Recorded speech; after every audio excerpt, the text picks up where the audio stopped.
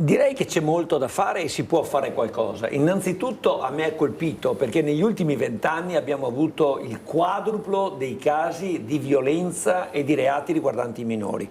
Nel Veneto abbiamo un solo tribunale di minorenni, che è quello di Venezia, che ha sede a Mestre, è un tribunale ingolfato che ha difficoltà di operare, ma io credo che sia necessario, e dico una cosa che non avrei mai detto fino a 5-6 anni fa, di pensare ad estendere l'imputabilità dai 14 ai 12 anni, perché in quella fascia là abbiamo già soggetti che sono ancora diciamo giovani, però che hanno manifestato una preoccupazione e una propensione alla violenza che deve essere fermata. Attenzione!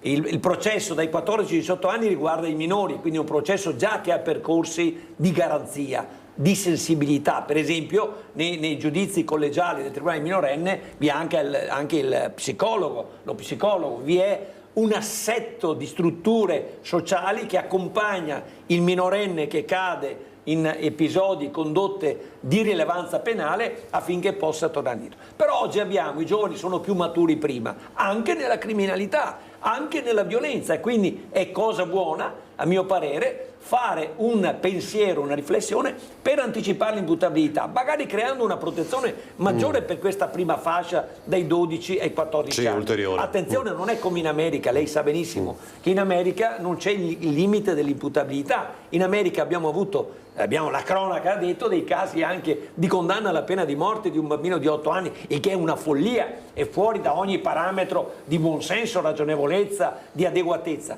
Però anticiparlo di un paio d'anni, creando una maggior protezione nei confronti dei minori,